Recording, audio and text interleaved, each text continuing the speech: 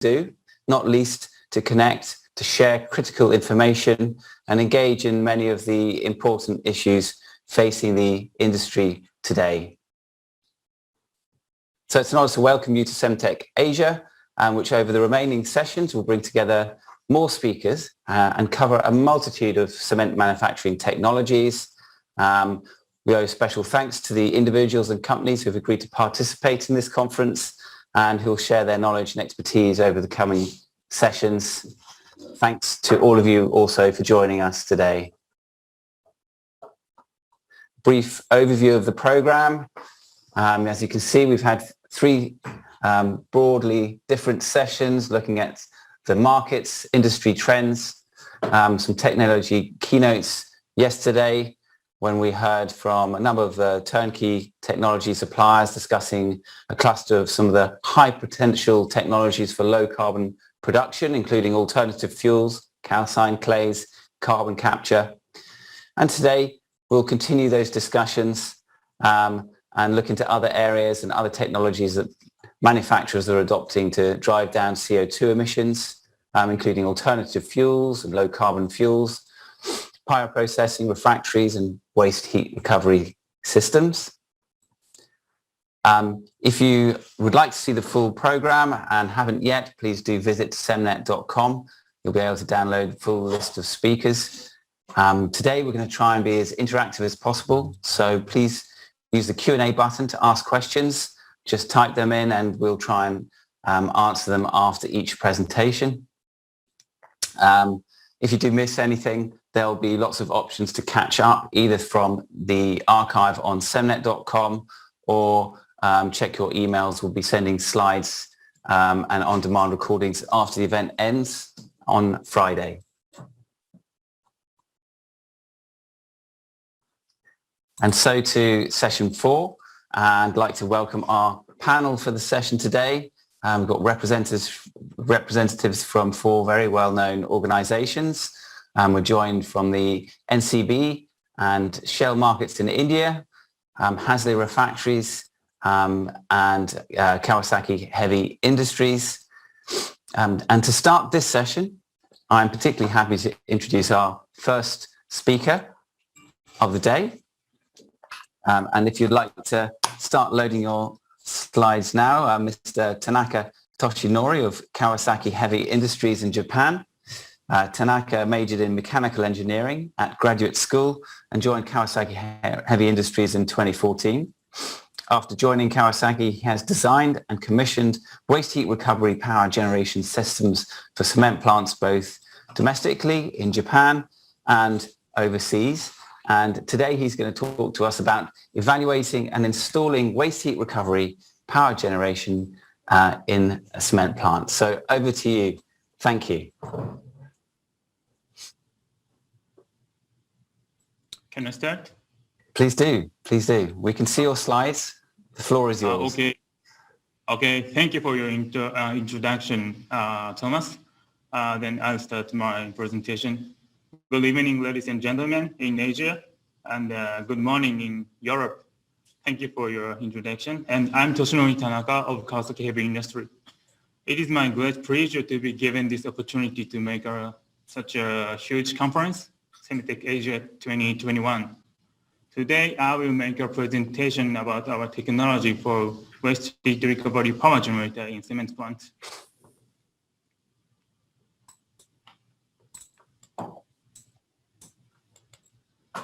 Before beginning of this presentation, let us introduce our company, Kawasaki Heavy Industry, a little bit. This chart shows our business segment, business field of our company. Since its establishment of 140 years ago, Kawasaki has expanded its business domain to match with market needs. And current sales value is about 1,500 billion Japanese yen. In Asian region, Kawasaki is famous for motorcycle production company. But as you can see here, we are not working on only for a motorcycle business, but also working on energy solution business. Currently, 15% of Kawasaki sales value is composed of our energy solution segment. One of the essential issues of energy solution business is CO2 reduction. WHR in cement plant, today I'd like to introduce you is one of our solution for these issues. Then I'd like to start my presentation. These are today's contents. At the beginning, I'd like to introduce concept of WHRPG. What is WHR? We adapted steam ranking cycle to recover heat from clinker production process. The reason why we adapted steam ranking cycle is that we have a longer experience for this, and its working fluid is safe compared to other cycles such as organic ranking cycle. Then I would like to explain by using this chart about system configuration of WHR. This chart shows a typical flow of clinker production and WHR. WHR is mainly consists two types of waste heat recovery boiler called pH boiler and AQC boiler, and steam turbine, generator, cooling tower, and flasher. As you know, in clinker production process, waste heat gas is discharged from preheater and air conditioning cooler. We install the pH boiler and AQC boiler to recover thermal energy from these waste gas and generate steam. The generated steam by them is let into steam turbine to drive it. Then finally, we can generate electricity. This is a typical flow and system configuration of WHR. Of course, we can modify this system configuration to get higher power output. For example, we can apply dual pressure boiler instead of single pressure boiler described in this chart. Then what is benefits of WHR? The first one is higher economic efficiency compared to other methods of power generation described in this chart. The first reason is that there is no fuel requirement, such as oil, coal, natural gas, because its energy source is just waste gas from cement plant. And it can be operated with high utilization rate. It's not influenced by time or climate, not like solar power. You can generate electricity anytime you want if a kiln is under the operation. The second benefit is that once installed, you can produce 20 to 40% worth of power consumption in clinker production process. Of course, without any additional CO2 emissions. And there is no influence to clinker production process. And finally, there is no environmental impact, such as NOx emissions or SOx emissions by adopting WHR. In short, you can generate power output with environmentally and economically friendly by adopting WHRPG. Then I'll show you our references. Since our first delivery of 40 years ago, we have delivered WHR for cement plant in all around the world. Therefore, we are proud to be the world's largest experienced and advanced company in the field of WHRPG. This map shows our experience record as of May 2021. The experience includes record of ACK and SCKE, which is joint venture between Kawasaki and Conti Cement in China. As you can see, we have a lot of experiences, mainly in Asia, but also in Europe. We have now 269 sets of experiences, and total power output from them is more than 2,800 megawatts, and CO2 reduction effect by them is assumed to be more than 15 million tons per year. Then let me explain about some of our experience. The first one is the world's longest operated WHO. This plant consists of 2 kilns and its capacity was 11,600 tons per day. And the power output of it is 15,000 kilowatts. We delivered it in 1982, and it has been still operated stably for more than about 40 years. The next one is our first experience in Europe.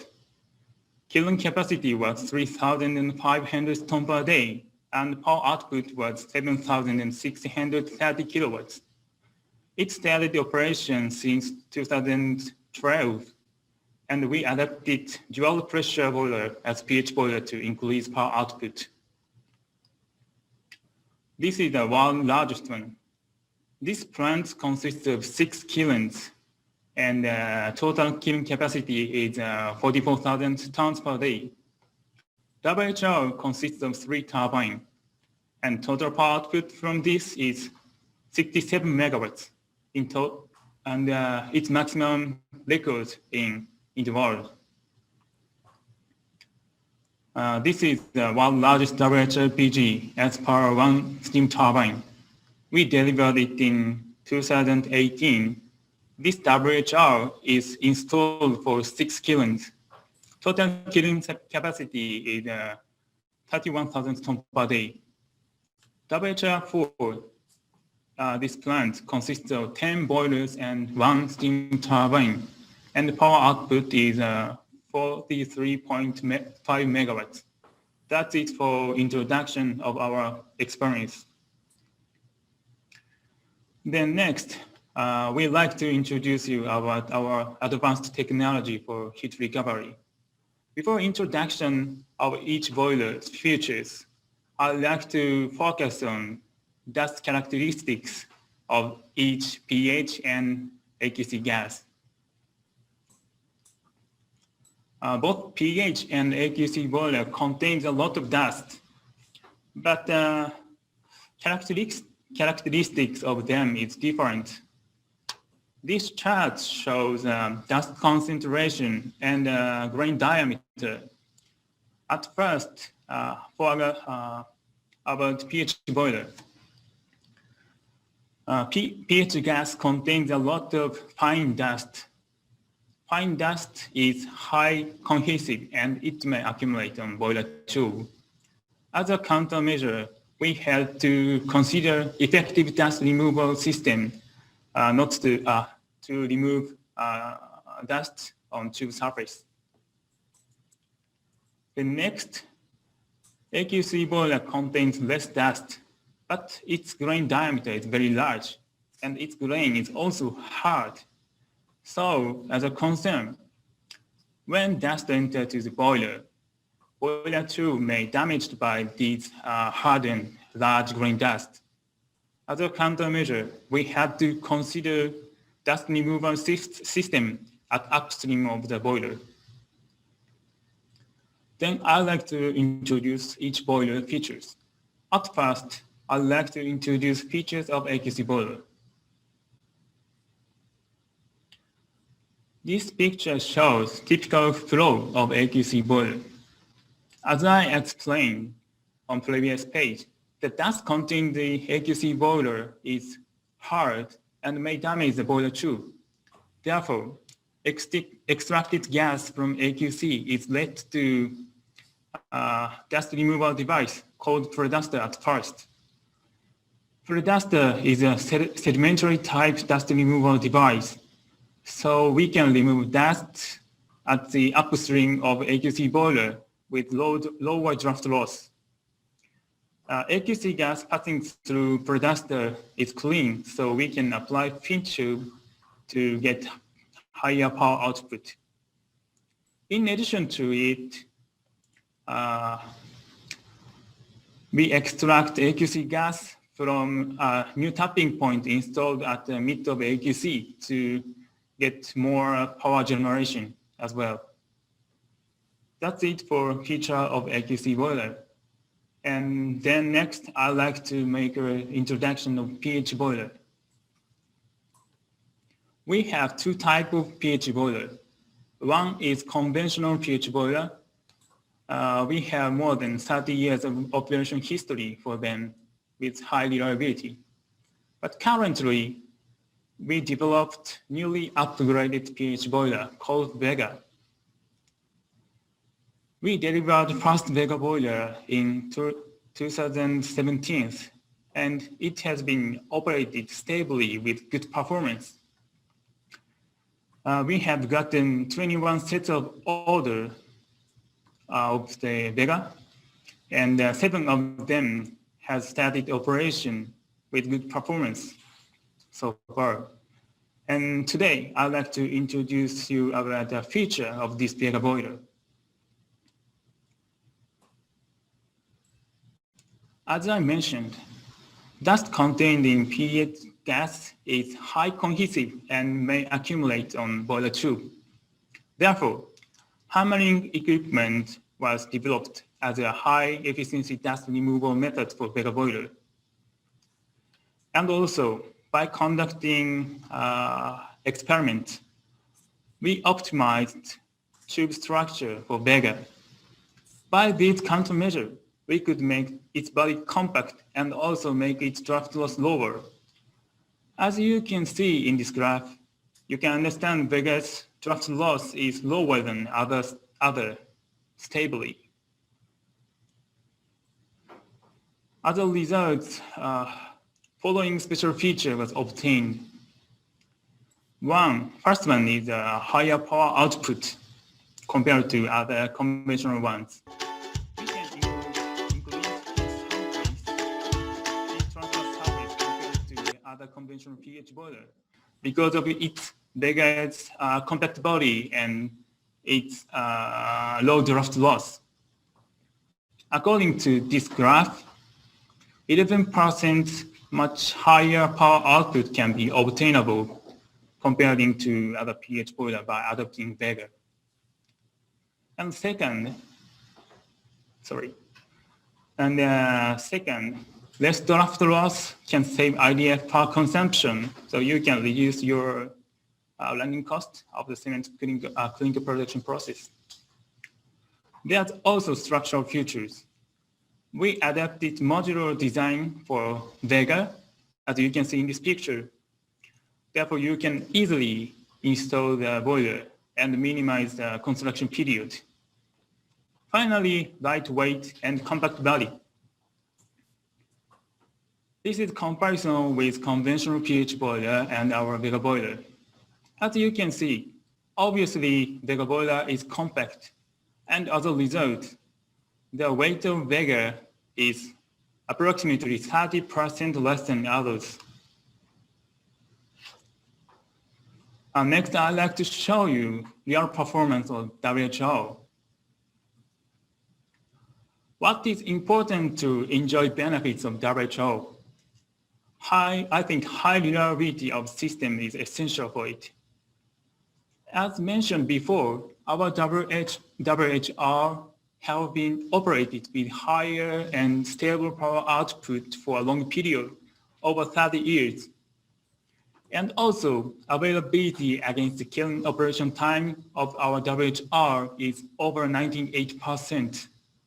Thus, it can be said that our WHR is highly reliable. Then I'd like to show you actual performance data to prove these. At first, I'd like to show you time series power output. This graph shows time series power output of 3 plants. Each plot shows power output of monthly average, and each line shows guaranteed value of each. Normally, it is said pH gas contains 10 to 100 times much more dust compared to other type of waste gas. Thus, boiler performance quality becomes clear in short time, less than 1 year. Less than a few months. However, as you can see, all of three Kawasaki's boilers operation is stable for a long period. Please look at this green colored plot.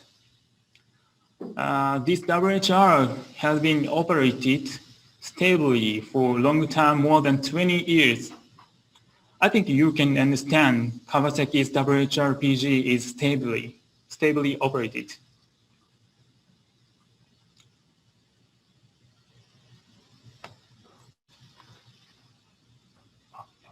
Just a moment.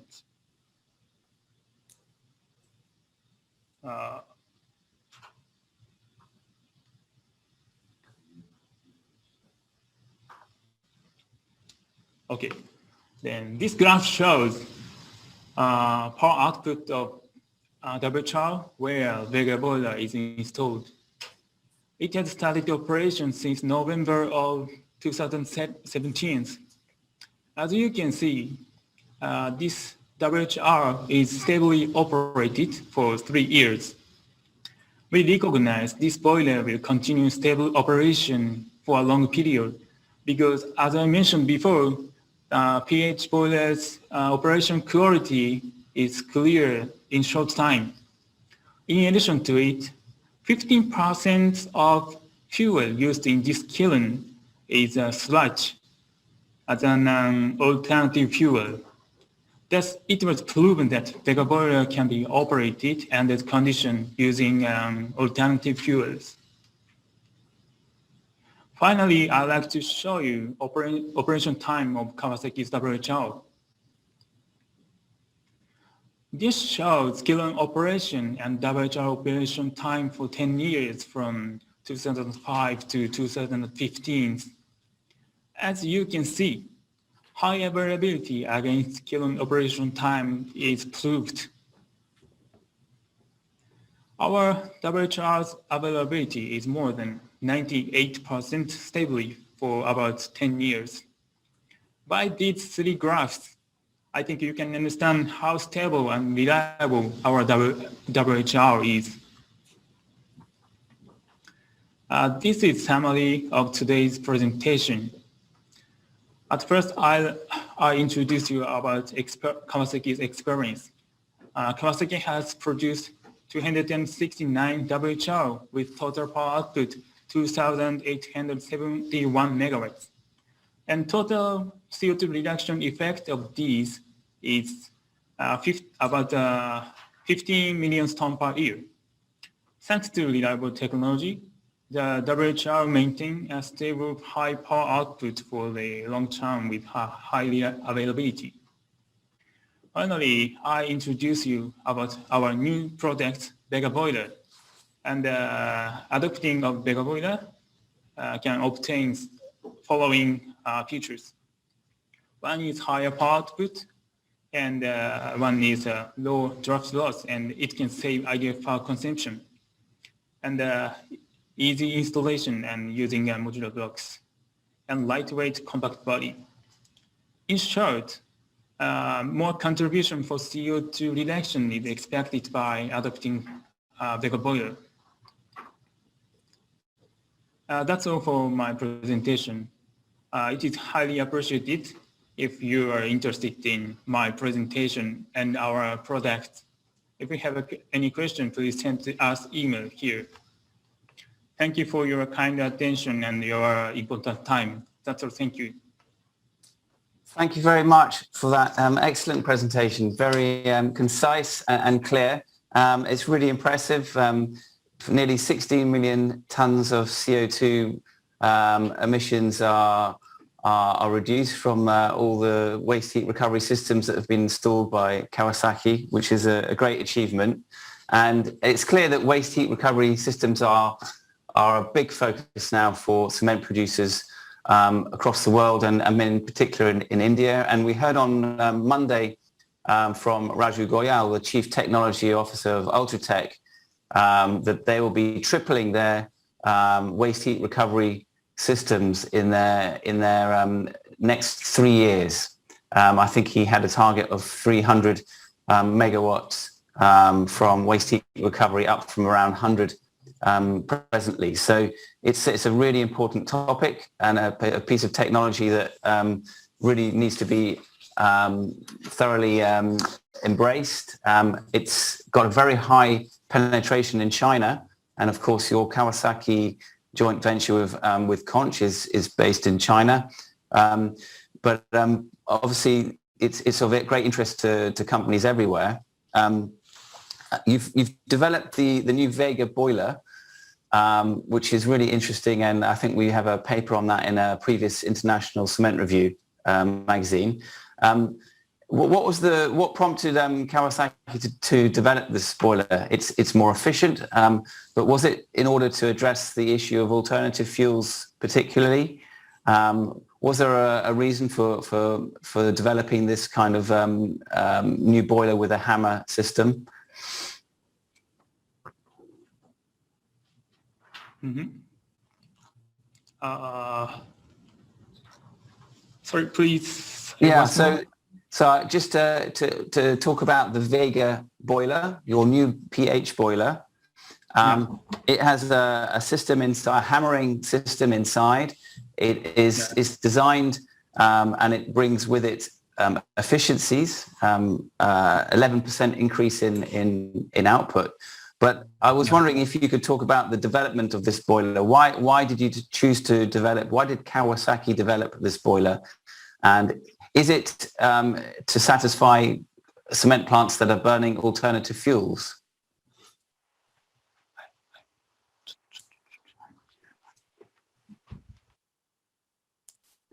Okay, don't worry. We'll. Oh, you can.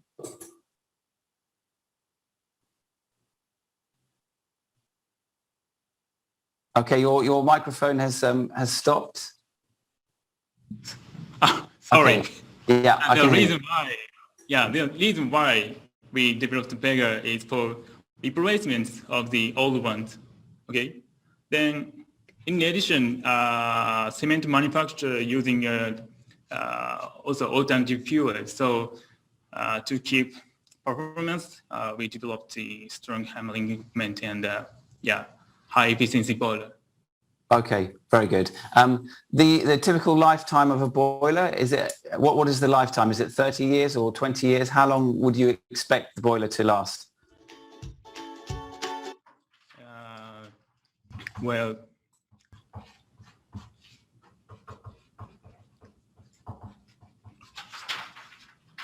more than 40 years. Okay, more than 40 years. Okay. But these boilers, they're for retrofitting, or is it only for new plants? So the Vega boiler, will you install to a new plant, a new system, or can you install it on an old system? Yeah, both. Both? Yeah, okay. Actually, we got contract for new plants. Yeah, okay. What is the minimum kiln capacity that Kawasaki boiler waste heat recovery can be installed in for a good economical return? So is it 4,000 tons per day or 2,000 tons per day? I know that in Europe we have lower capacity kilns to Asia. So do you have a figure for that? Yeah, 40,000 in our experience. For good economical effect. Sorry, could you repeat that? Okay. For good economical effect, 40,000 ton is the minimum. 4,000 ton. Yeah. Yeah. Okay. So it's mainly designed for the larger capacity kilns, and that's kind of typical for the steam Rankine cycle technology.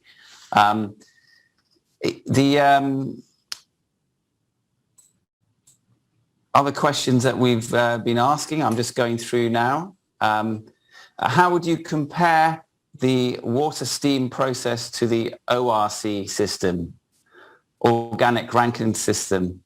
So can you talk a bit about the differences between the steam Rankine system and the organic Rankine system?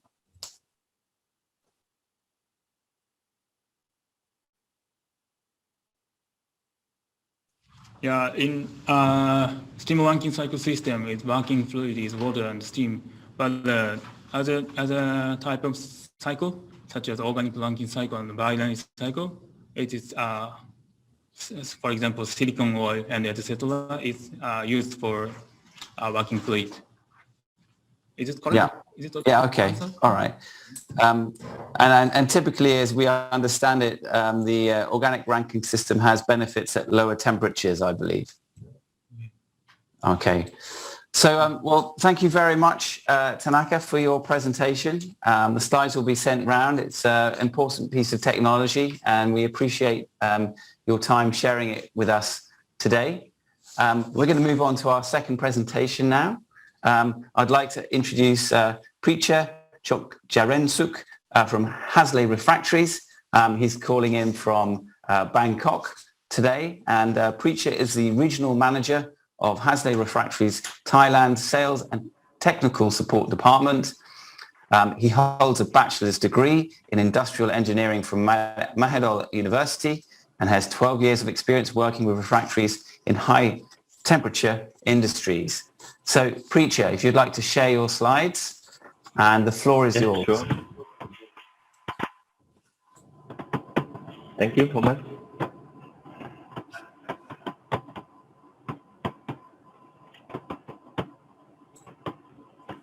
Yes, good morning, everyone. My name is Pisha from the Hasley Refractory. Today, I'm pleased to present regard to the Hasley Picard modular lining for optimal coating resistance story. Firstly, let me introduce regard to the Hasley Refractory company a bit. We are the privately owned company since 1983. So until now, we have a long history, more than 125 years. Develop, produce, and sell of the refractory solution. Our head office, R&D, and the production located in a small island named Bornholm in Denmark.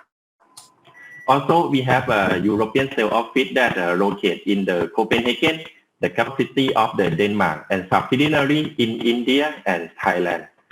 Until now, we supply our refractory solution to many customers over 50 countries worldwide in the world.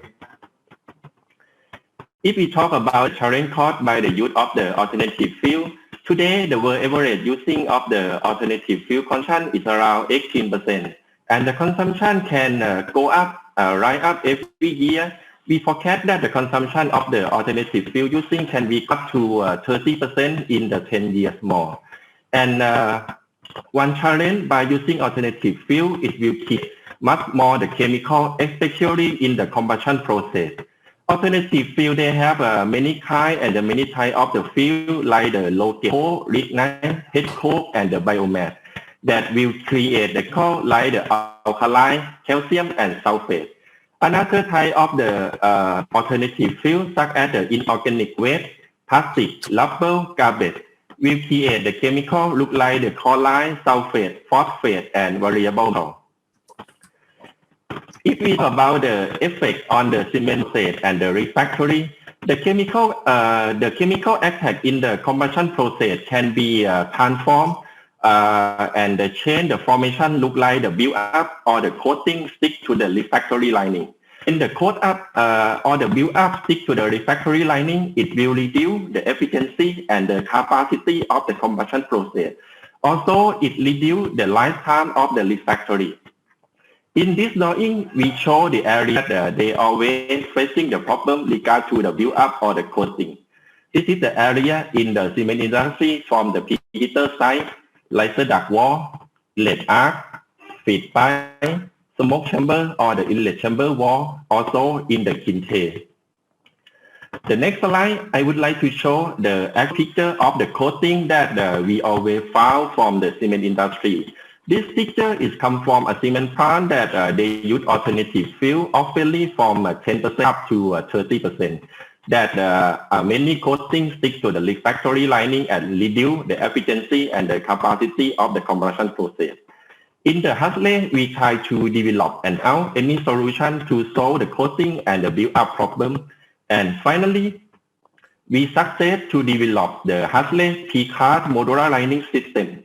Hazlet P-card modular lining system is a flexible P-card refractory lining that can apply for the wall, loop, curb, or any application area. It consists of a layer of the P-card hot phase element and a layer of insulating cartable. Sometimes the insulating cartable can be installed by the calcium silicate insulation. If you install the Hazlet P-card modular lining, you can get a field fit look like the avoid unscheduled shutdown that caused by coating or the build-up. It will provide longer lifetime than in steel casting for 3 times. Also, you can optimize the use of the energy. The next slide is a drawing to show the principle or how to install the Hazlet P-card modular lining in the loop area. Firstly, we have the P-card standard shape. The shape will look like the square shape, and we have the steel rail that will lock together with the P-card by using a bolt, nut, and the washer. Between the gap will be fulfilled by insulated cartable. The thickness of the P-card modular lining can be adjusted from 350 to 185. It depends on specification of the lining without increasing of the shell temperature. The next drawing to show about the principle how to install the Hazlet P-card in the wall area. That will be different a little bit from the loop area because of in the wall we need to install the P-card foundation box first for the supporting, and then we install the Hazlet P-card standard shape as same as the loop area. The Hazlet P-card is produced and purified at the 500 degrees Celsius and carefully controlled condition. Also combined together with the high quality of the raw material that we select. Finally, we get the result that the P-card have a very low open porosity, just only 9 to 10%. Open porosity very low will provide the property to resist with the alkaline and other chemical attack. Also, don't allow penetration of the coating or the build-up. P-card element, they have the dimension size 250 multiplied 250. So one piece just only 15 or 16 kilograms. That's very easy to install. One man can carry or handle it. Until now, we supply our P-card solution to many customers, and we get almost 100 references worldwide in the world. The next slide, I would like to show regard to the animation video of the Hazlet P-card modular lining, and in this video, they will show how to install it also. This is our P-card standard. The shape look like the square shape. 4 sides have the tongue and groove for locking system. And another function of the tongue and groove, they will does not allow the penetration of gas from the combustion process part to destroy the backup lining. This is the smoke chamber or the inlet chamber from the cement industry, and we will show how to install the P-card. Firstly, we need to put a steel plate for the supporting or the stiffener plate. And then we install the P-card foundation block one by one. Every 1 meter of the P-card foundation block, we put the ceramic fiber for the expansion joint. And then after that, we lock the P-card foundation block together with the steel structure by using the L anchor. And after we lock it already, we will weld the L anchor that is complete the P-card foundation block. After we finish the foundation block, we will start to weld the steel rail. This is the steel rail that we weld together with the steel structure. After that, use the bolt, nut, and the washer to be locked the Hazlet P-card standard shape one by one. Also, the Hazlet P-card standard shape need to put the ceramic fiber every 1 meter or so. And when we finish the first row of the P-card standard shape, after that we start to install the second row.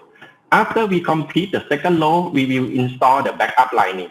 The backup lining can be installed by the insulating cartable from this video.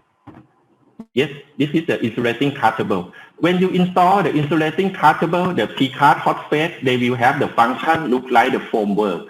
So no need to be set up any foam work again. It will save a lot of time to install the backup lining.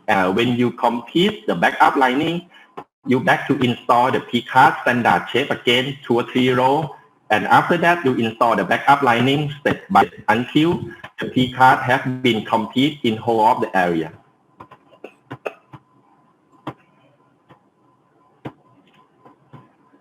So for this video, you can see that not only the flat wall or the flat area, Huxley P-card applies for the whole area. This is the connecting duct to the right duct that they have the slope part.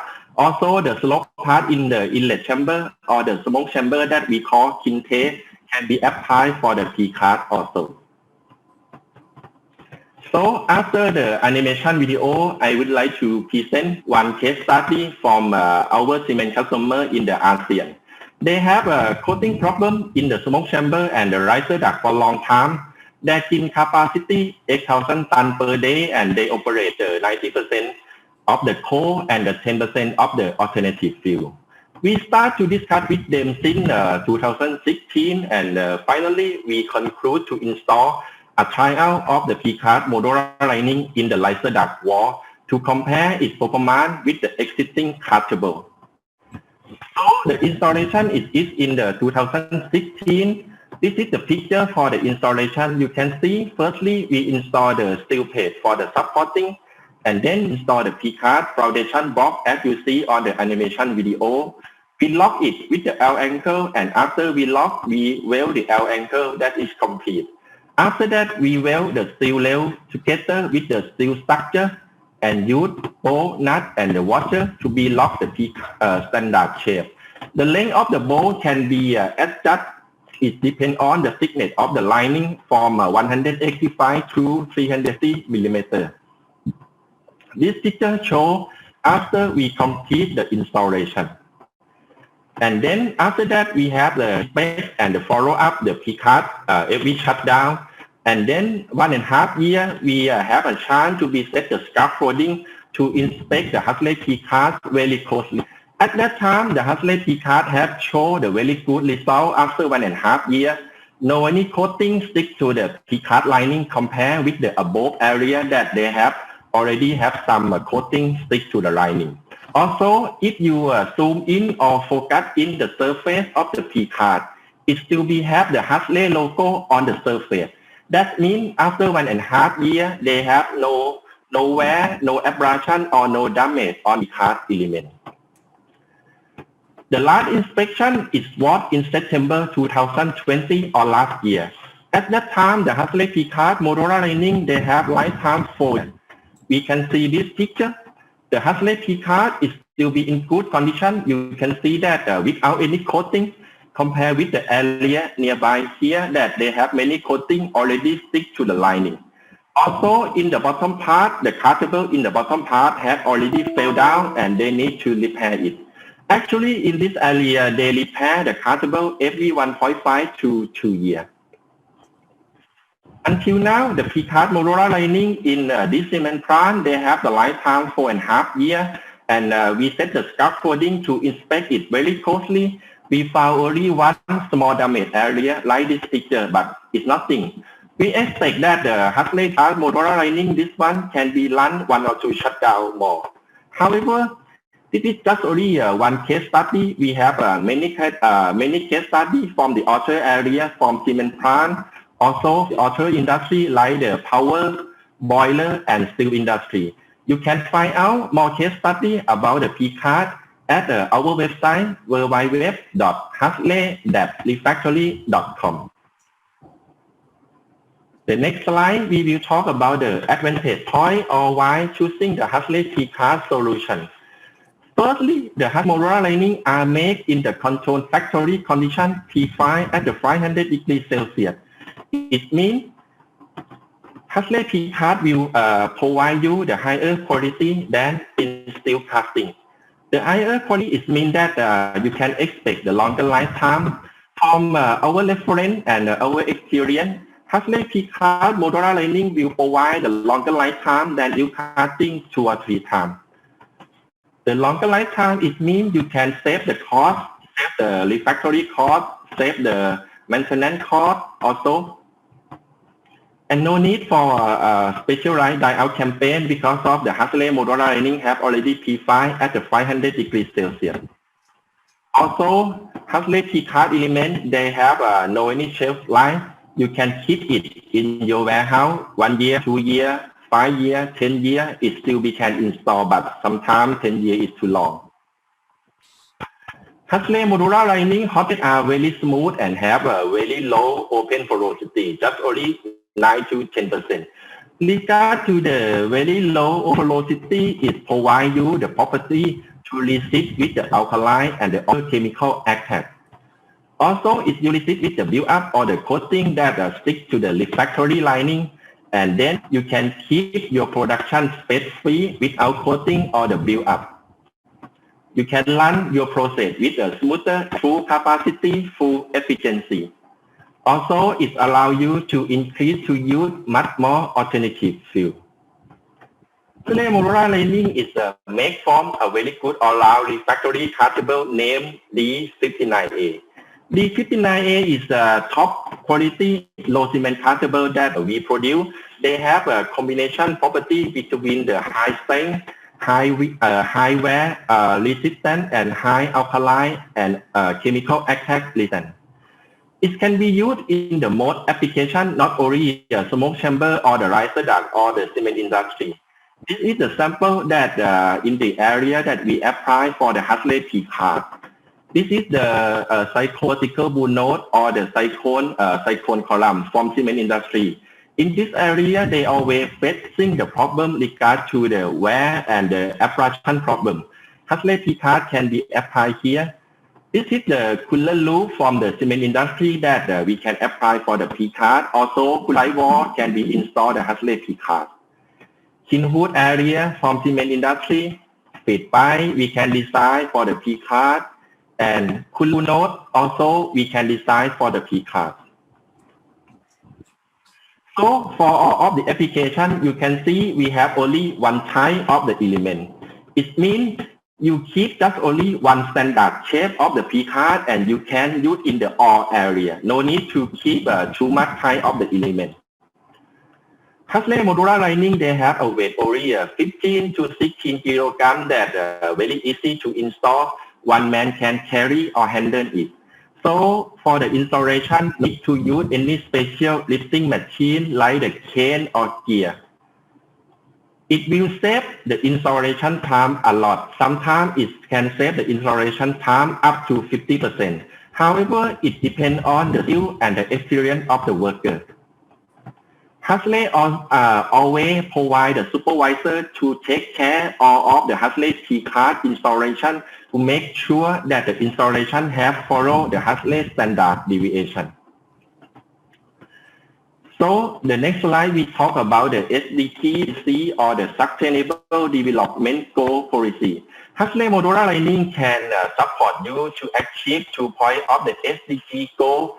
The point number 9, stable production by having a smooth process, is more energy efficiency and charge to reduce the CO2 emission. Number 12, the Huxley modular lining provide the longer lifetime. The longer lifetime is mean that less refractory than the installation man-hour used over time, reduce CO2 footprint and also the maintenance cost.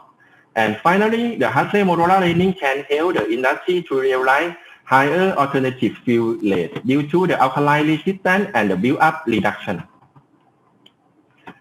The next slide, we would like to show how Huxley P-card modeling reduce the CO2 emission in terms of the number. This calculation assumption we based on a cement plant that they have capacity 5,800 tons per day.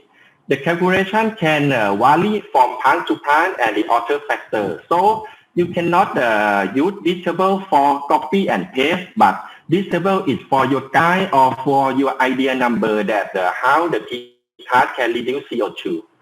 This table calculation we calculate based on assumption that Huxley P-card they provide a longer lifetime than current lining 2.5 times. The lifetime that we create in this table is a 3-year lifetime, and the area for install the P-card modular lining is 50 square meters. From this table, we get the result over the lifetime 3 years. You have the refractory material saving around 34 tons, and you will have the heat loss saving during the lifetime 1.3 million kilowatt hour. And finally, the CO2 saving per year, if you have a CO2 saving around 169 tons or 0.008% of yearly emission.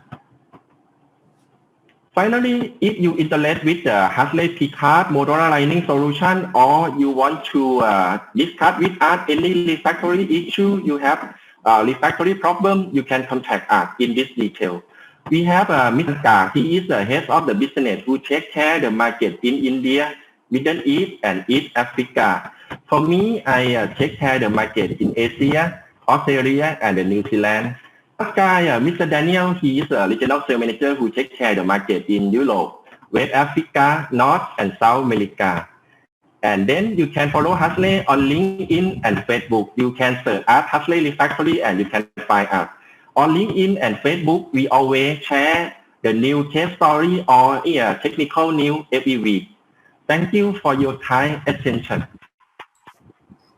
Preacher, thank you very much indeed. That was a really comprehensive presentation, and you've really shown the advantages of the precast modular lining versus castables, and thank you also for highlighting the CO2 benefits, which is an interesting angle as well. It's hard to criticize. There are so many strengths to this kind of option, and particularly in terms of the installation and obviously the benefits for anyone, particularly if kilns are burning a high level of alternative fuels. You gave some examples of kilns that have been burning up to 10% alternative fuels and showing really quite minimal impact. What do you see if you take it up to 20 or 30 or even higher level of alternative fuel substitution? What kind of impact does that have on the lifetime of the modular lining? Okay. If you talk about the lifetime of the modular lining, it's difficult to fix that it's a 2 year or 3 year. However, if you compare with the existing lining, in terms of do you use the same alternative fuel, Hartley modular lining will provide a lifetime than the existing lining 2 or 3 times. If you use the alternative fuel 20% to 30%, and you got the lifetime of the lining only 1 year, we expect the Hartley Picard can provide you 2 year or 3 year lifetime. Right. Okay. So significant benefits. There's a question asking, can this precast avoid the kiln coatings? And I think you showed that quite well. It's very. Could you go over that aspect of the benefits of the lining? Sorry, you can ask again. I didn't hear. The properties of the lining with respect to avoiding kiln coatings. Yes. Okay. You mean about how to avoid the kiln coating, correct? Yes. The key property regard to the precast, because of they have a very low open porosity, only 9 to 10%. If you compare with the steel casting that normally they have the open porosity when you install it, I think around 18 to 20%. That to the very low open porosity that make property to resist with the chemical or the alkali, and also that can resist with the build up or the coating. When the coating or the build up will stick to the lining, it will be slide down, it will be not stick like that. So this is the secret information of the precast. You showed a very interesting video of the installation. Can you talk a bit about the practicalities of selecting, designing and installing the refractories? How does that work? Would Hartley do a digital imaging of the space? Will it design the castables beforehand? How does that work? Yes, we also make the full service. So when the customer they have the problem with coating in some area, they send us the drawing and information and maybe some picture. After that, we will make the drawing to design the precast, and then we start to discuss with them. This is how do we work with the precast solution. Okay. One question from the audience. are these refractories suitable for rotating parts? Can they be used in the rotary kiln? In the cost of the modular lining, sorry. Can the modular lining be used in the rotary kiln? Oh, okay. I can answer that no, because of the rotary kiln, they have another function. In the rotary kiln, normally they need the coating to the lining to protect about the clinker that they have a very hot temperature. This is the different function because of the precast reduce the coating, but the refractory that you use in the kiln that you need to have the coating stick to the lining. Okay, and there's always the question: what is the cost of the modular lining? Are there any ways that you can share the kind of relative cost? Difficult to answer. Okay, but it depends on the condition. You can see that we have some precast standard shape. So in if the area that the installation it look like the flat wall or the flat roof, so no need to design the new mold. That the cost will not so high, but some case look like the kin hood or the area that they have the curve. Maybe we need to design the new mold that we need to discuss the case by case. But if anyone they interact with the price, can send us the information by email, and we will calculate and send you back for the quotation and our drawing and the proposal. Okay, well, thank you very much, Preacher, for that presentation. Of course, if you have any direct inquiries, do get in touch with Preacher. All the details and presentations will be sent at the end of the meeting so that you'll have a direct way to contact him with your questions. So thank you very much, Preacher. I'm going to now introduce our next speaker, Sumita Mawa, who is a Senior Advisor at Shell India Markets. Sumita is Senior Carbon Management Advisor with Shell India Markets and brings more than 13 years of techno-commercial experience across different Shell businesses such as gas, LNG, downstream projects and technology. Presently, she is working on decarbonisation projects for process industries in India. As part of that, she leads decarbonisation roadmap development and implementation for hard-to-abate industries like the cement sector. So, Sumita, we can see your slides. Welcome, and the floor is yours. Thanks, Thomas, for the kind introduction. Good morning, everyone in Europe, and afternoon to those in Asia. As Thomas has already introduced myself, so I would skip that. I would be talking about fuel flexibility for cement kilns and its role in the cement decarbonization with a focus on India. Before I begin my presentation, this is a disclaimer note that I would like to highlight from our legal team, which basically tells that there are some forward-looking statements and that my presentation touches upon a lot of uncertainties, so I'm obliged to share this note with you. So diving into today's topic, I'll start with the cement production and demand forecast.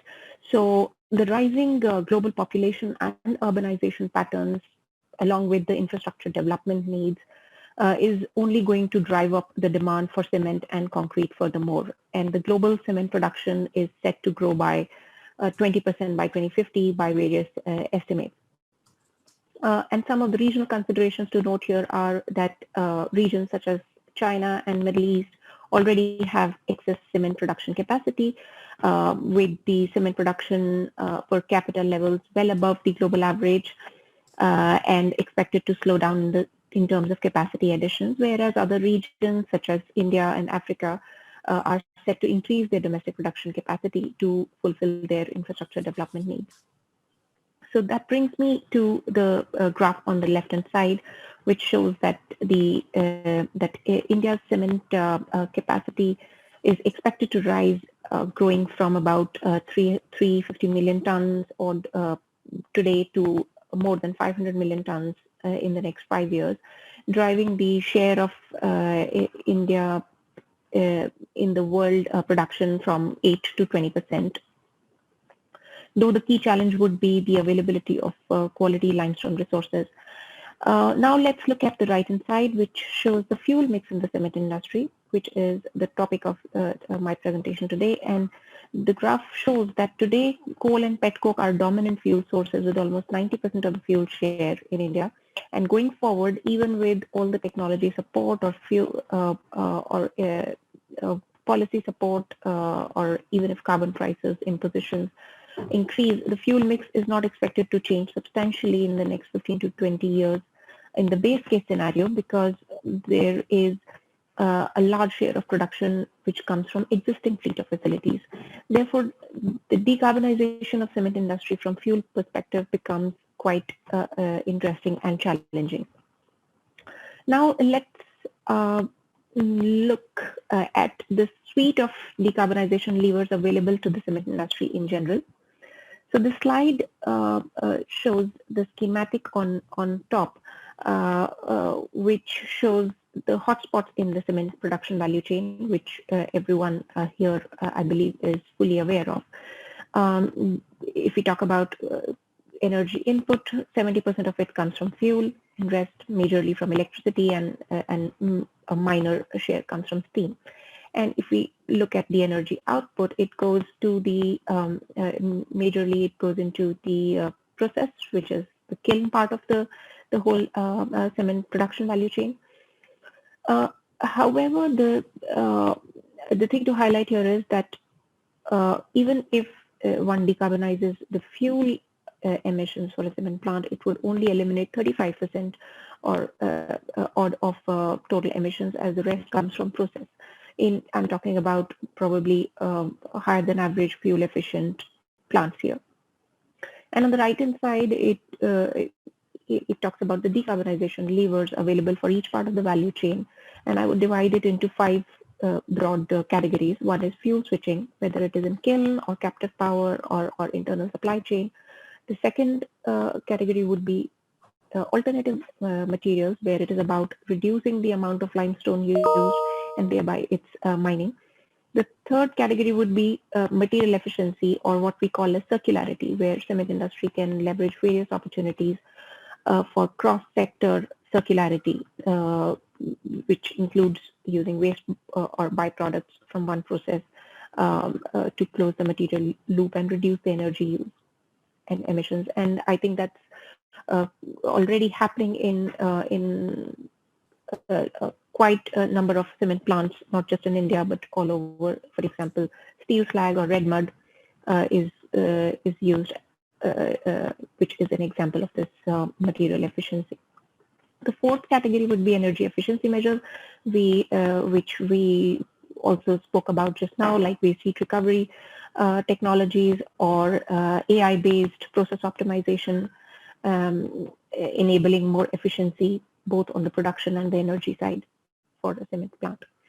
And the last bucket, I would say, is the bucket where you have to mitigate whatever is left by CCS or carbon offset, or both. So just want to highlight here that what I've just spoken about, these 5 categories or buckets, those are essentially supply side levers and do not include the demand side levers, such as setting low carbon cement standards or carbon pricing, etc. I would like to touch upon very briefly the opportunities and the R&D trends going forward. So on the bottom left here, I've listed a few real-time opportunities that the cement industry is looking at right now or working on it, such as clinker factor reduction, low-grade dolomite, low-carbon fuel firing, which I'll talk about a bit in more detail. And in future, we are also tracking certain R&D trends, like innovations in the supplementary cementitious materials. LC3 is the most talked about in the space. Low-grade limestones, mineral carbonation, and highly reactive low-lime cements, kiln electrification, etc. So now that we have looked at the production side of the story, let us look at the emissions. So today, CO2 emissions from the global cement industry stand at about 2.2 gigatons CO2 per annum. And to realize the 2-degree scenario, IEA expects the fuel emissions to fall faster than the process emissions, as one can see from the graph on the left-hand side. However, the challenge is that the fuel costs are significant in the overall production cost, constituting about 25% approximately, and cement industry is a high competition, relatively low margin industry. Therefore, the low carbon fuel has to be cost competitive as well. Now let us look at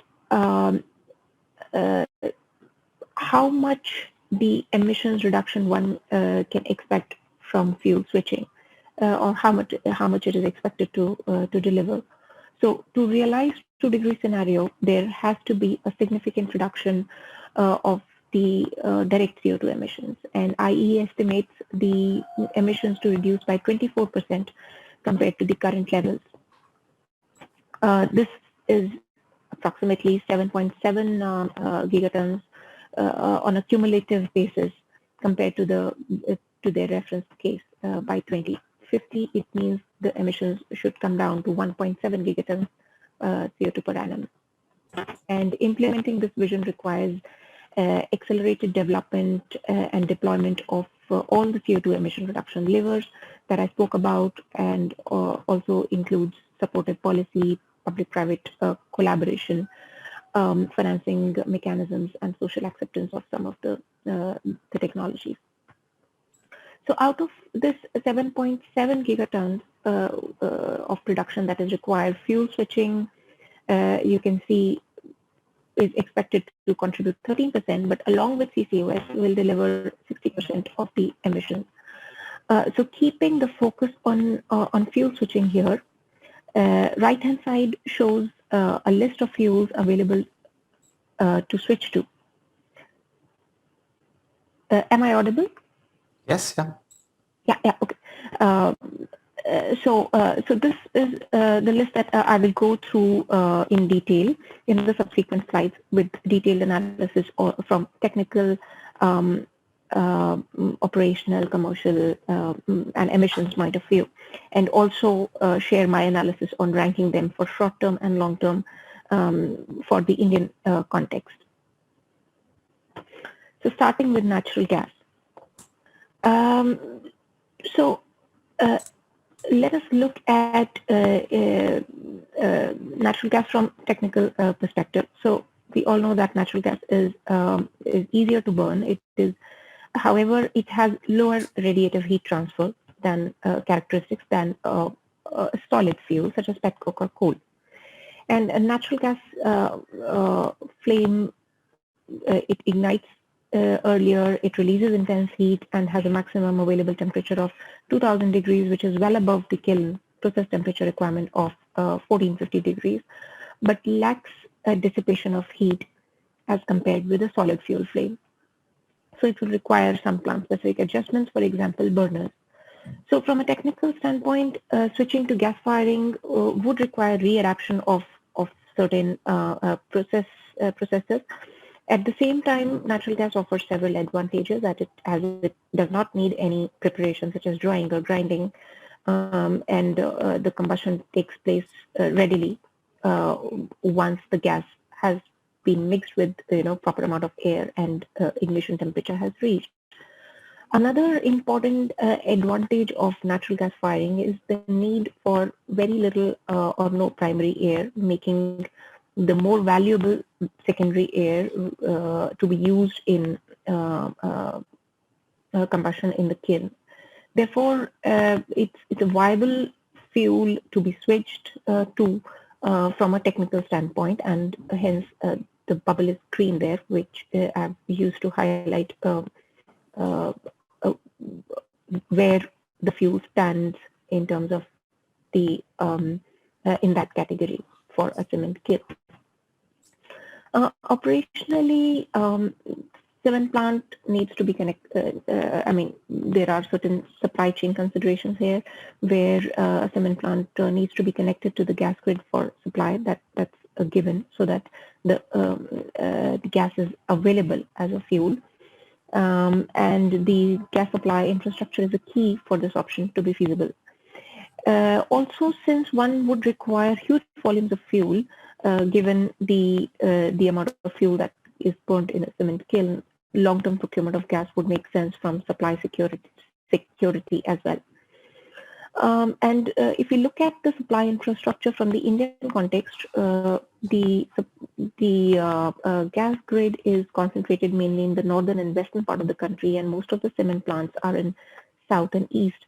Therefore, in the short or near term, piped gas may not be a feasible option for many of them.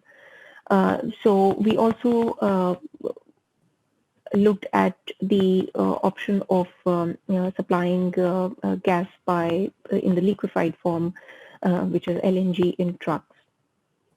If it can be explored till the plants get connected to the gas grid.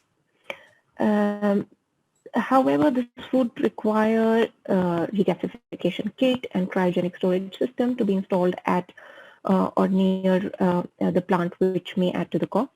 Also, since like I mentioned before, the volume of the fuel required would be significant, it would require a large number of trucks per day, which makes it operationally quite challenging. So until and unless the gas pipeline comes in, this may not be a very feasible option from operations point of view if a cement plant is not connected. From the economic perspective, I mean, it is definitely a cleaner fuel. However, commercially it is viewed with caution by most cement plants due to long-term procurement concerns, for example, in India. And natural gas prices have traditionally been higher than coal and petcoke, which is the fuel today, making it less preferred fuel purely on a cost basis. However, it's a much cleaner fuel than coal and petcoke, and the specific emissions of burning natural gas are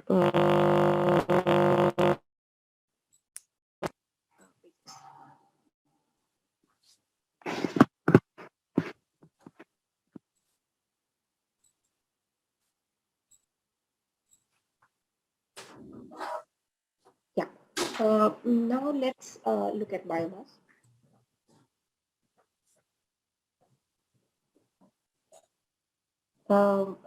Thomas, can I check if my audio is still working? Yeah, we can hear you still, yes. Okay, I cannot hear you.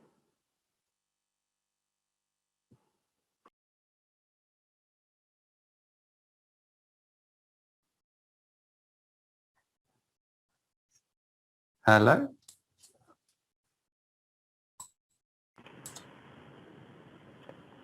Yeah. Yeah, okay.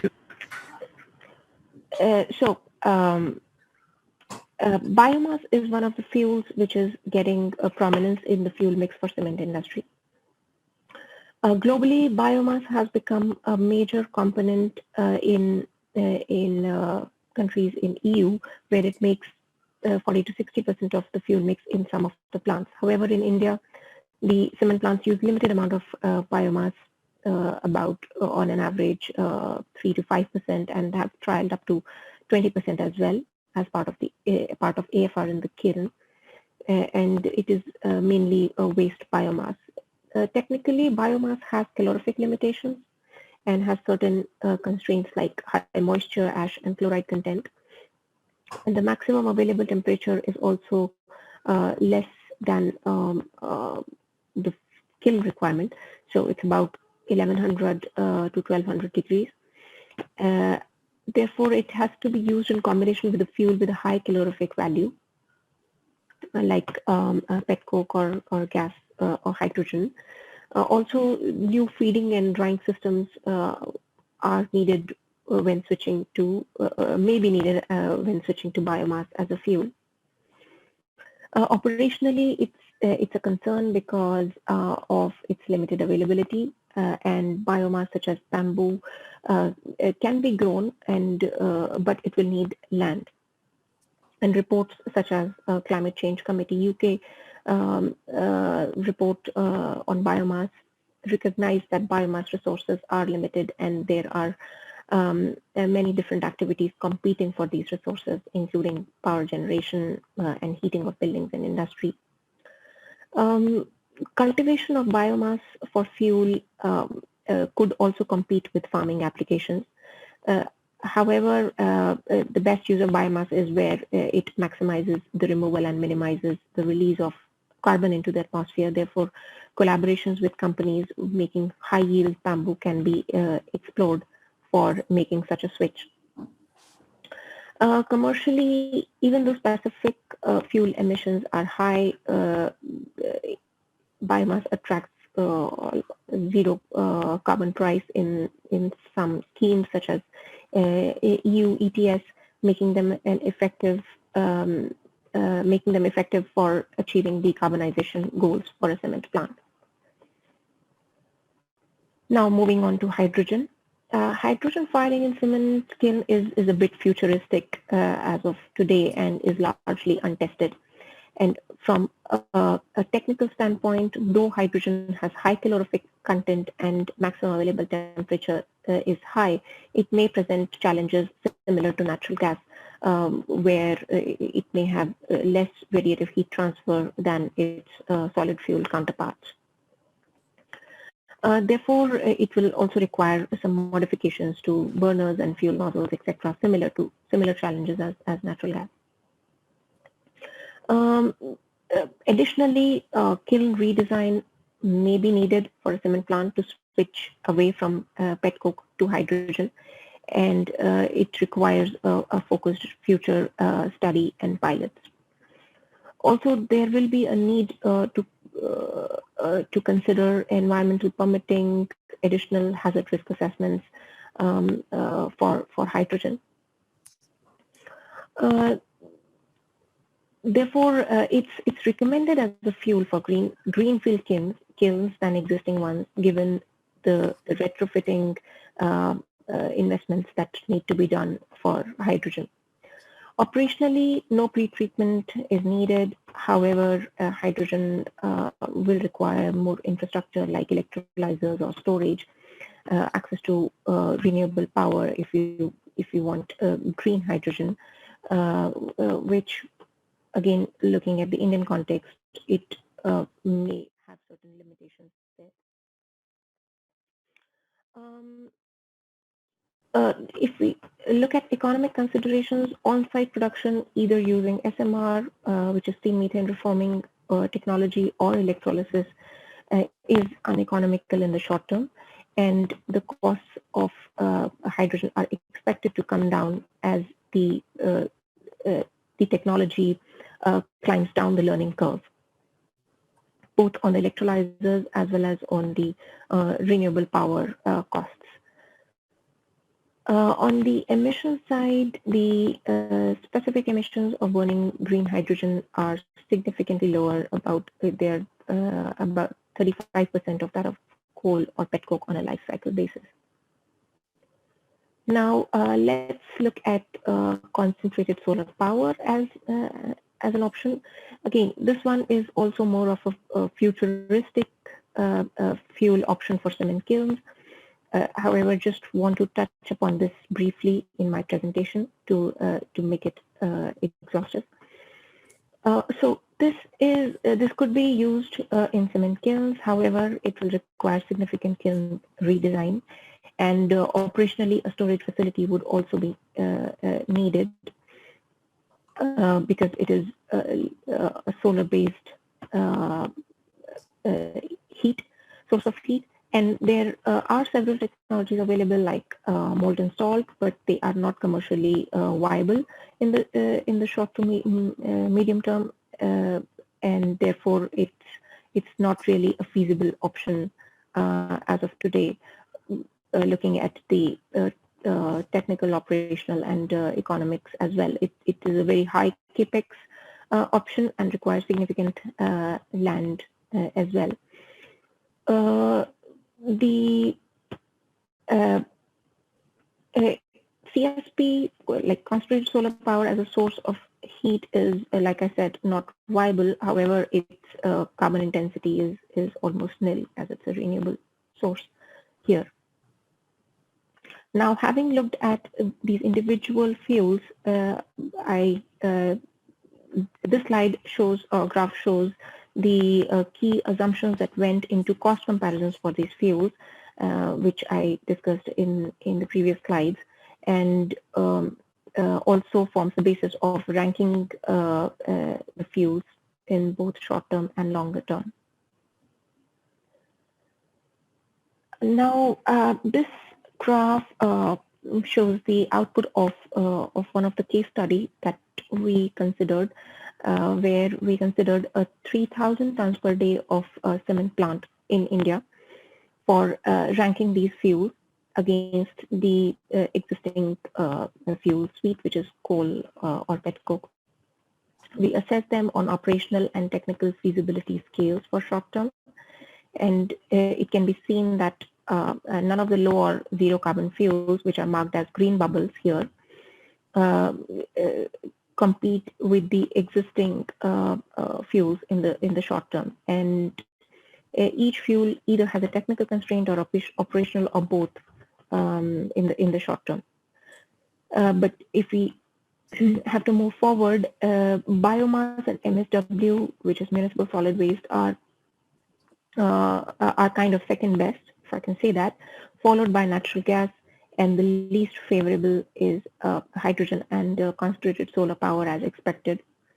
Therefore, we see cement plants in India trying to increase the share of biomass and MSW in the fuel mix to decarbonize.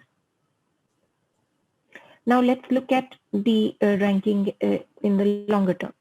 So in the longer term, CCS, natural gas, and hydrogen become a bit quite better in terms of their rankings, owing to the technological advancements as an assumption built in, and better economic and commercial parameters, in some cases supported by carbon pricing, supportive regulations, and policies.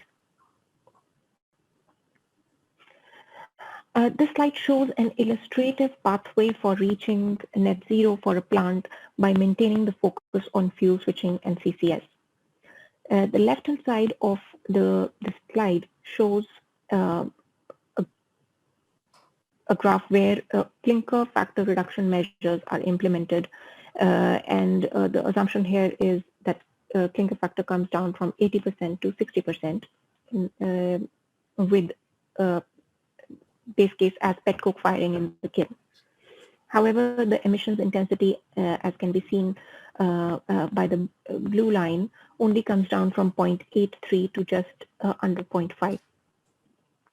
And on the right-hand side, we can see how fuel substitution by alternative fuels such as biomass, MSW, refuse-derived fuels, along with the clinker factor reduction measures, which is same as the base case, that is 80% going down to 60% in the long term, along with CCUS deployment of about 60% in the longer term. This pathway helps the cement plant achieve zero CO2 emission intensity. So this just illustrates that a combination of fuel switching and CCUS, along with the usual clinker factor reduction efforts, net zero is possible for a cement plant.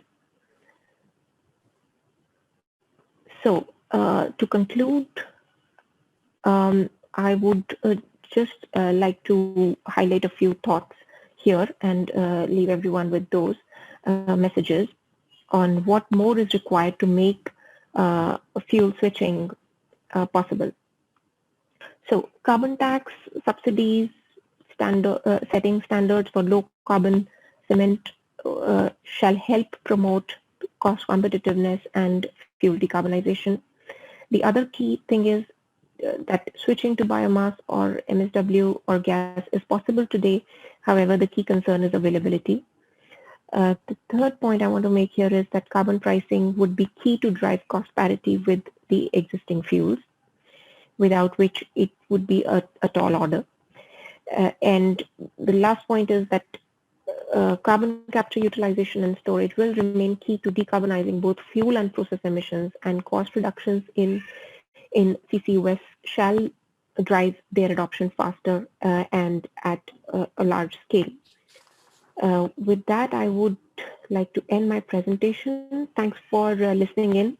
Happy to take any questions. Thank you very much, Samita. That was a really interesting presentation. It's such an important topic, and you provided a good illustration of where the industry is with regards to the kind of the fuel mix and where it needs to go to. And I think you've kind of highlighted a lot of the important trends. There's a reason why most plants in the world are burning petcoke and coal, the energy intensity and the price. And the availability. And you went first to natural gas, which is obviously less carbon intensive and I think 15% lower CO2 than petcoke, for example. But in the case of India, the problem is that the gas is in the wrong place. And the only way to mitigate that is transportation of LNG, which is also an infrastructure problem and would raise costs and make it unviable. So I guess in terms of cement producers in Asia, the first thing is to look and see if you can use gas, because you will lower your CO2 footprint, but there will be issues with regards to transportation. But of course, you don't need to process the gas in the same way as grinding coal. And so it does work. And there are many examples of plants using gas, but it's a difficult one. I think the future fuels that you highlighted are absolutely right in terms of hydrogen, but at the moment there are complications with the production, storage, the transportation. It's only just been investigated, and we have pilot studies here in the UK and elsewhere in the world looking now to using hydrogen, and I'm sure you'll be in your matrix. That's one of the higher costs but most attractive fuels long term, if the industry can make it viable, and solar power as well. And earlier this year we had Cemex and Synhelion describe a pilot project for a solar powered kiln, which is the ultimate objective because it's zero carbon, but very difficult to achieve because of the storage of the solar energy, and also where it can operate, and it will need the space and the temperatures to make it viable. But, which leaves us with alternative fuels, and at the moment it seems to be the best bet for in terms of fuel mix for reducing CO2. Yesterday we saw biomass in the case of Vietnam, where they had been using it, but they found its low energy density means the costs of transporting and competing with other crops and seasonality make it actually a very difficult source of fuel. So we are back to coal and petcoke, and I guess particularly in India that is the case. From your study and your looking at this, how fast do you think things can move? I mean, there is a rough framework towards these lower carbon energy sources, but I mean, what's the outlook from your company perspective? Yeah, so there is a lot of interest from the cement industry in decarbonizing their own operations. Some of them have their internal carbon prices built in. I'm talking about companies in India. So the industry is moving in the right direction, but it's still far from decarbonizing fully. There are ambitious targets. A lot of players have already gone out and made those targets. Some of them are aligning their targets with SBTi, making it formal and recognizable. So that's a step in the right direction. However, the the technology has to move fast enough in terms of climbing down the learning curve, whether it is about hydrogen firing or it is about the AFR or MSW gasification in the kiln. And a lot of players have to come together, a lot of partners have to come together and to deliver such solutions for cement industry. And it's not like the equipment makers, the fuel providers, fuel suppliers, the technology providers, all have to come in a more coherent way to take it forward. I think, and I think you're right. It's going to be carbon pricing is what's really going to drive the change, and without that, it will be very hard to make fuels like coal and petcoke. They'll be unbeatable without that support. And as we heard on Monday, Ultratech have an internal carbon price, and I'm sure we'll see other companies follow suit. So we're really at the beginning of this journey, but it'd be interesting to see how it evolves. And thank you very much for bringing all these ideas together into one place for us and making that more understandable. So Sumita, thank you very much for your presentation. We're going to move now on to our fourth and final presentation of the sessions, and we're going to look at alternative fuels. And in particular, we're going to look at the utilization of tire chips and its impact on kiln operation in a gas-fired cement plant. So there we're looking at gas and we're looking at alternative fuels, and it's a great case study to be able to finish up on. I'm going to introduce Ramachandra Rao from NCB. If you'd like to start sharing your slides now, Mr. Rao. He has more than 12 years of experience in the field of process engineering, plant operation, energy management and environment management. He's completed more than 15 projects related to process optimization and more than 30 energy audits for both cement and captive power plants, in addition to 5 AF-related projects. He's also currently working on 2 AF projects in India and the Middle East. Over to you. Thank you, Thomas. Good morning to the participants in Europe. Good afternoon and good evening to the participants in Asia. So I'm moving to my presentation. This is a case study we have done a few years back for the Middle East cement plant, study on utilization of tire chips and its impact on kiln operation. So I'm just briefing the background of the project. The plant actually using natural gas as a main fuel, 100% as a main fuel. But since the gas prices are increasing, so they want to switch over to some other best viable fuel, that is tire chips. So they approached a pollution control body in that country. It's BIA. So they said that they are having huge dumps of tire chips lying on their dump yards. So they asked them to utilize these tire chips. So they approached us to have a detailed study of this utilization of tire chips, its impact on the kiln operation, as well as to design the tire chip system. So I am going to present our findings of this study. As we all know that cement industry accounts for approximately 5% of anthropogenic CO2 emissions. So use of fuels containing biomass content helps us in reducing the CO2 emissions. So in Sultanate of Oman, approximately 45,000 tons of tires is being generated per annum, out of which 35,000 tons can be collected for end-life tire processing. You can see the percentage of tires that are being generated from North Al-Bata is 15%, again from South it is 14%, and from Muscat 12%. So annual generation is around 35,000 tons that is being generated. So you can see here huge pile of tires that are being lying in the dump pad of the BIA. BIA is a pollution control body in Oman. They are operating this tire chips dump yard. So the study includes giving recommendation on suitable system for handling and firing at an appropriate location, and identifying the impact of burning of tires on plant operation, environment, as well as product quality. So the Sultanate of Oman, they are exporting the tires to different countries, to the Netherlands, India, and Pakistan. Still, they are having huge piles of 35,000 tons of tires annually. They are piling up. you can see the dump pad that is being operated by BIA in the region Barka. This is the map.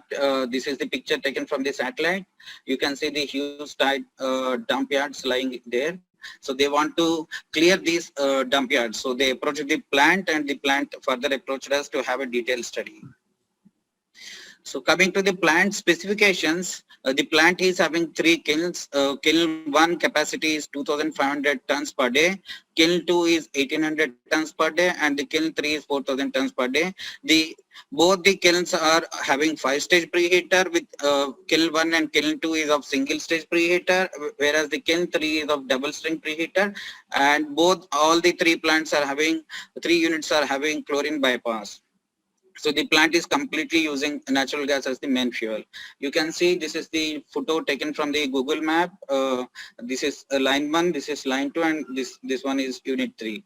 And these are the empty space, but to store the tire chips in the plant premises. But the disadvantage of this area is it is having a gas receiving station near to the gas receiving station. So if any fire happens in future, so it may affect the gas receiving station as well as. So we proposed alternate systems like here, storing here, and another is location 1 and location 2. But we recommended them to store location 1 because we will see in further slides why we recommended location 1.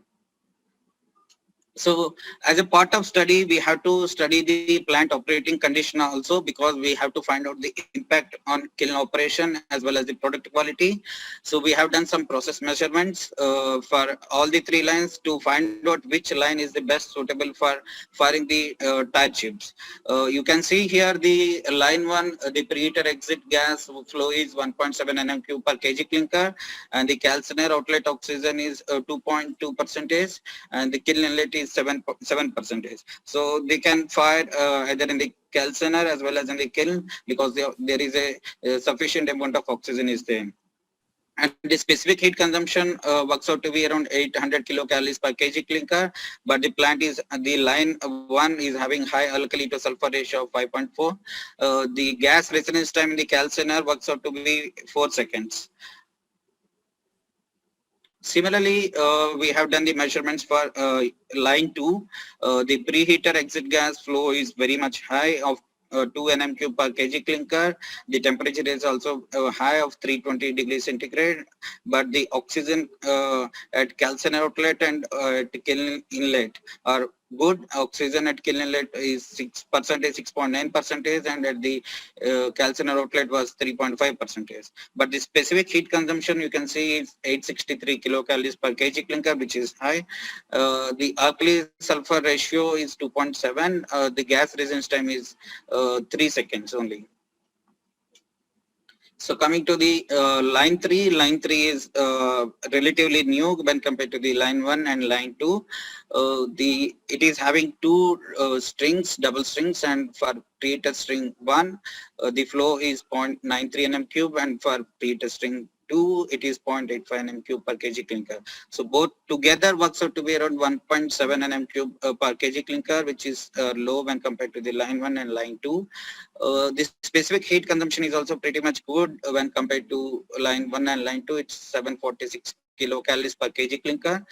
The alkali to sulfur ratio is also low, it's 2.4, and gas resistance time is also almost near to 5 seconds. The oxygen concentration you can see in the kiln inlet as well as calciner is also very much good. Calciner outlet is around 3%, and O2 at kiln inlet is 5.5%. So you can see the comparative table. The clinker production for line 1, line 2, line 3 is 2,500, 1,800, and 4,000.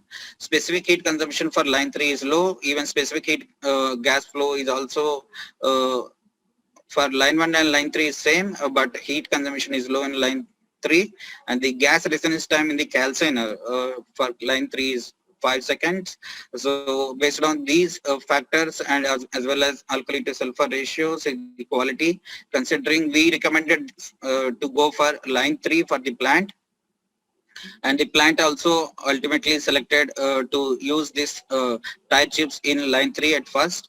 Then if everything works out, maybe after a few years they can go for even line 1 also. So that's why we have proposed it here, location line 1, which is very near location 1, which is near to line 3. So after doing the plant operation study, then we have collected some tire, we have visited the tire chips facility, dump yard, and we have collected some tires, and then we have prepared this TDF sample at our NCB laboratory, and we have done ultimate analysis. Of course, GCB doesn't consider ultimate analysis, but I have included here in the table.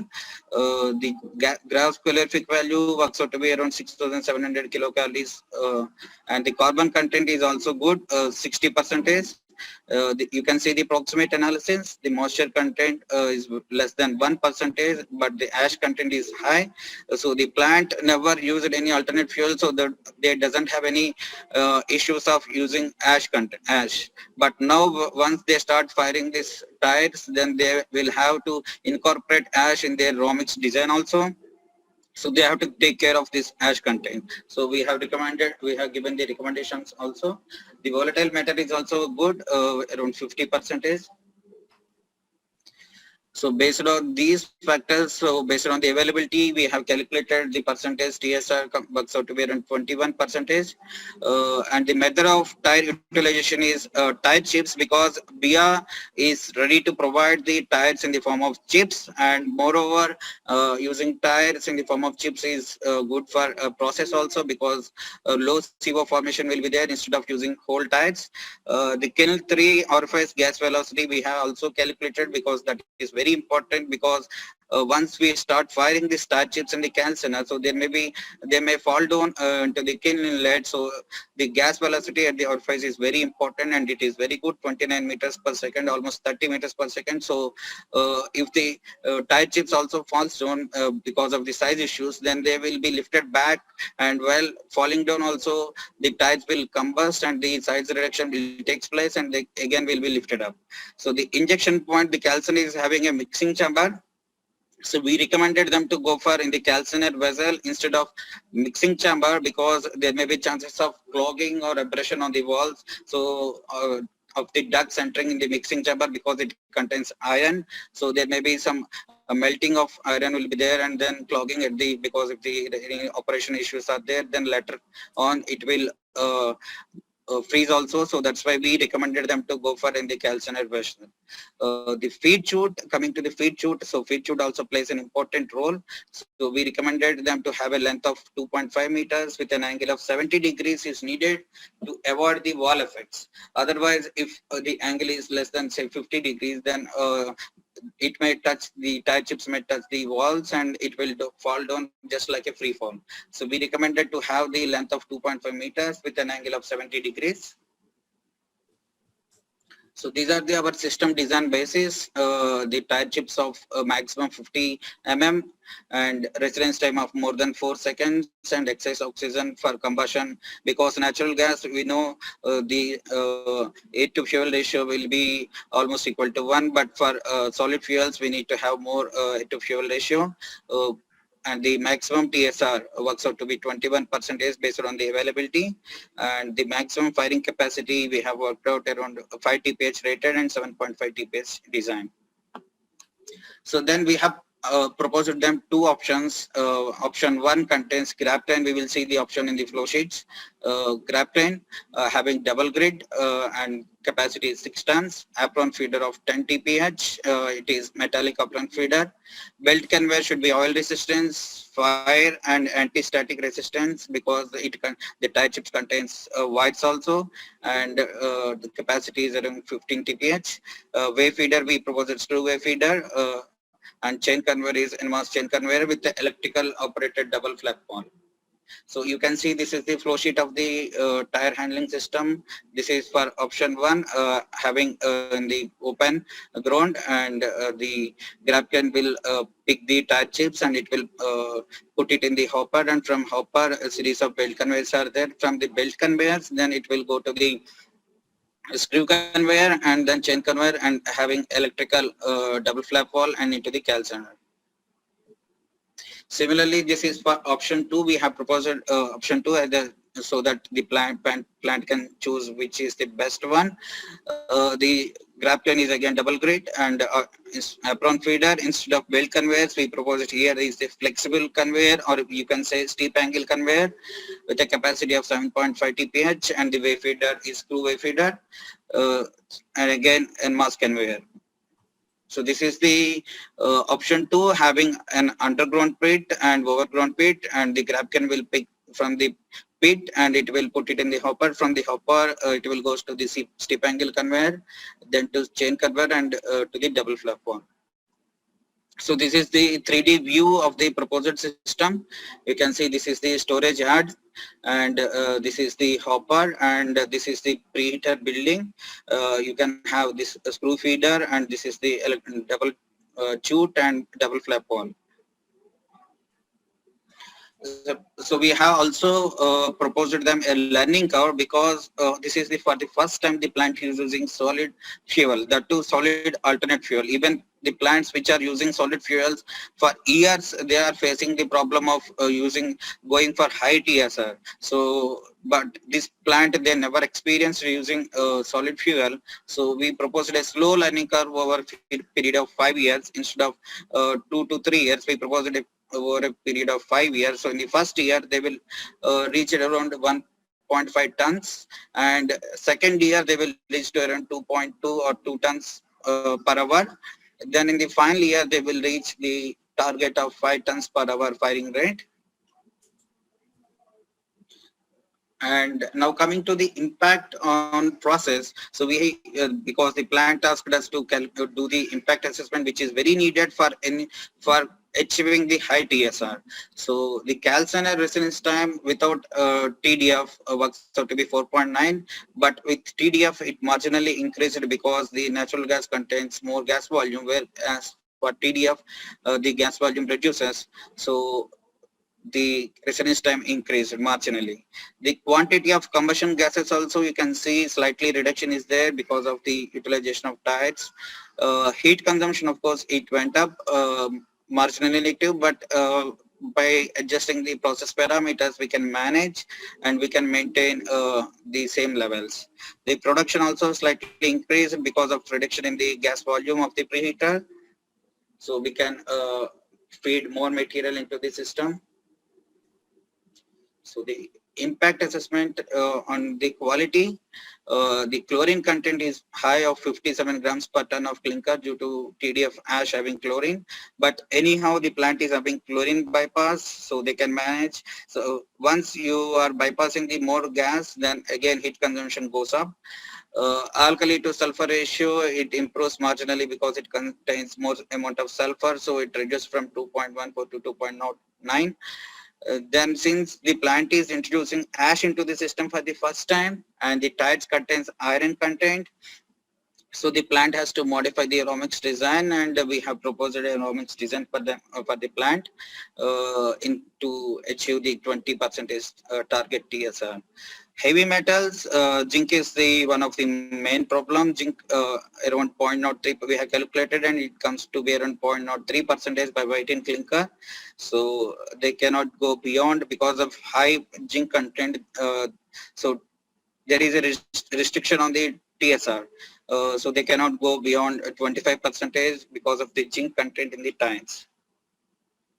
So again, impact on environment, coming to the heavy metals, zinc, it goes to the clinker, but it doesn't have any that much effect on environment emissions. And regarding the chromium, nickel, vanadium, lead, and cadmium, even dioxins and furans, they are having negligible effect, and negligible quantities are there, and effect will be negligible. NOx, of course, 20% reduction in fuel NOx due to very low content of nitrogen when compared to the nitrogen content in the natural gas. So obviously now NOx reductions from the fuel NOx will be reduced.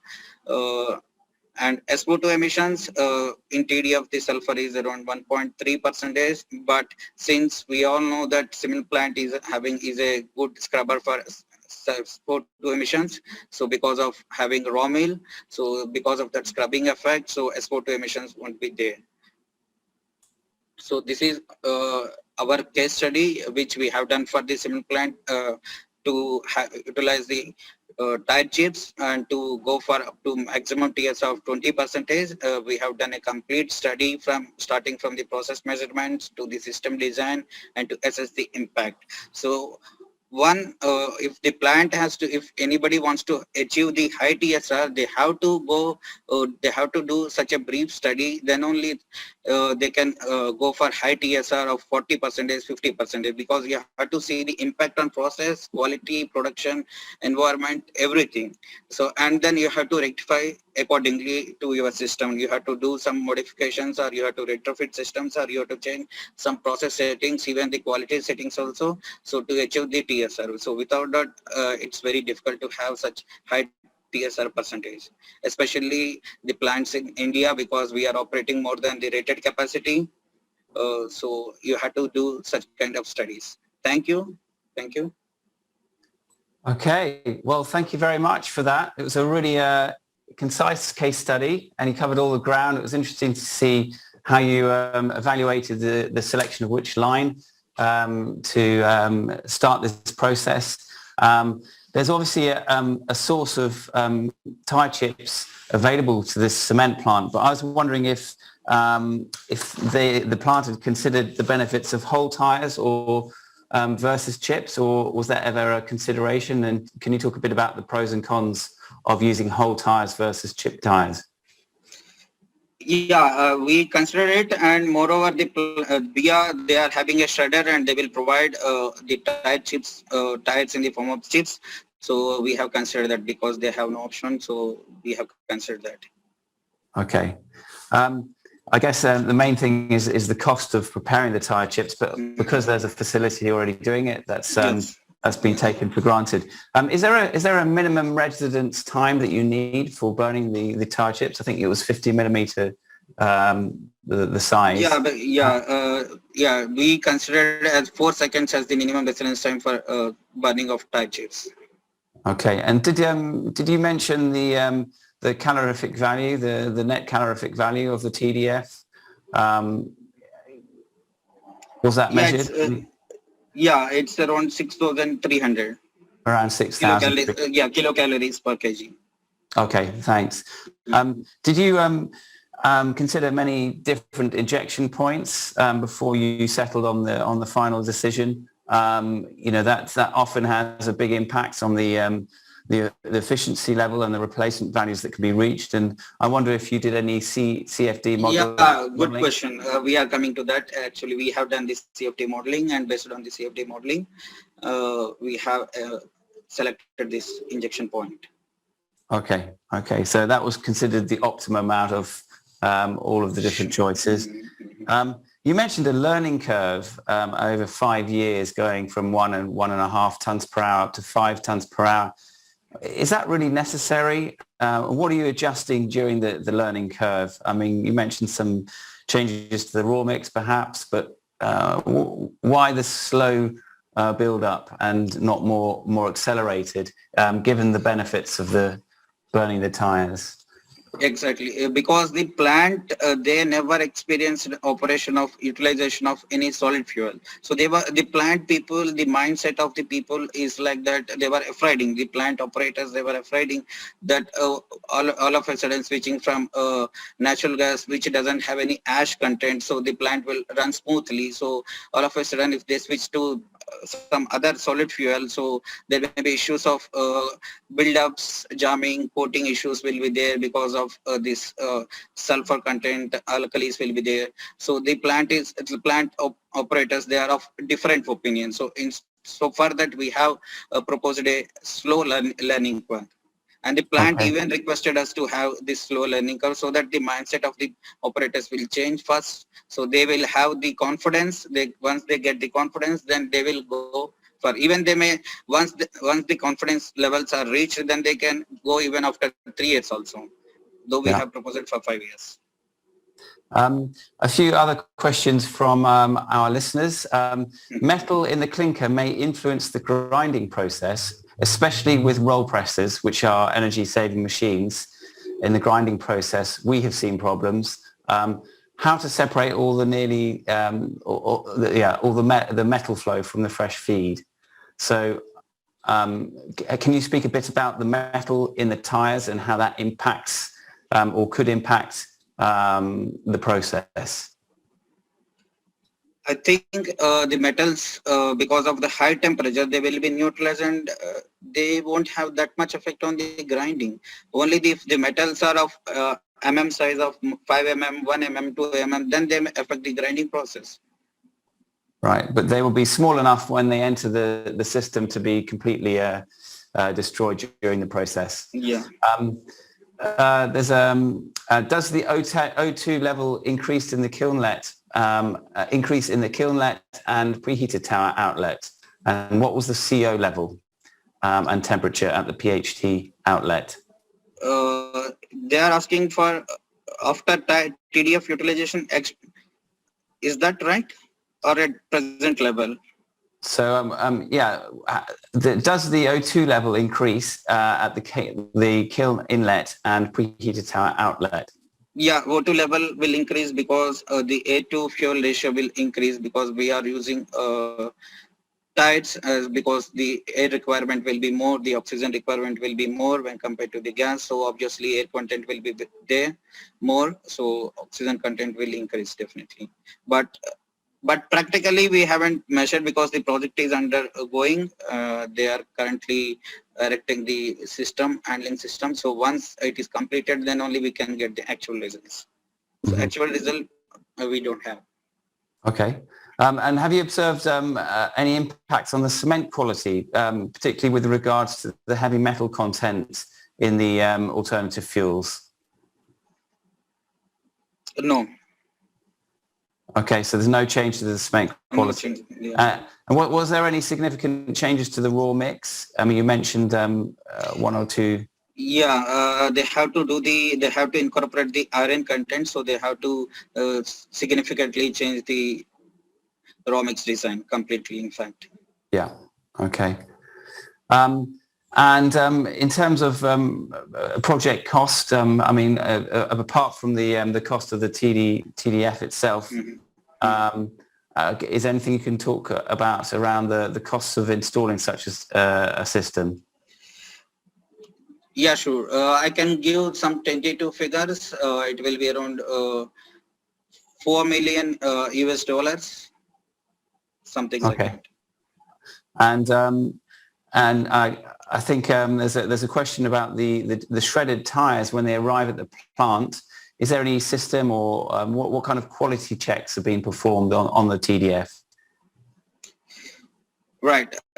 So we have proposed a alternate fuel laboratory system to check the quality, especially GCV content and the size, physically also to check the size of the tire chips, whether the shredder is working or not properly. Even they may get, even if the shredder is not working there in the facility, so the size may vary also. It more than 50 mm size will also comes. So we have asked them to check regularly the tire physical quality as well as the calorific value. Very good. Well, Mr. Rao, thank you very much for that case study. I'm delighted we were able to include that in this session. It worked really well. Good luck with the remainder of the project. And once you've got all the figures, I hope you'll be writing a paper for us in International Cement Review. So thank you very much for that. Thank you. That's the end of our session today, session 4. Thanks to all our speakers, Kawasaki Heavy Industries, Hasley Refractories, Shell India Markets, and NCB India. It's been a really informative session, and thank you for your time, and thank you for watching. We will be back tomorrow. We have another 4 excellent presentations. We'll be looking at grinding technologies, digitalization and automation. We'll be looking at chemicals for reducing the clinker factor and cementitious material quality as well. So please do join us tomorrow. We'll be starting at the same time. We will send you a reminder beforehand. We hope as many of you as possible can be there. All the presentations we will be sending at the end of the conference. But for now, thank you to all who have participated today. A little reminder that in September, we will be holding our Decarbonising the Cement Industry conference. We ran it last year. We're going to rerun it again. It was such a success, looking at many of the themes that we've touched on today from a pretty global context. And we hope that anyone who has new research or case studies or technologies that relate to this theme, please get in touch with me or the team, and we'll see if we can include you. So that's all for today. See you tomorrow if you can join us. And for now, thanks to our speakers and goodbye and good evening.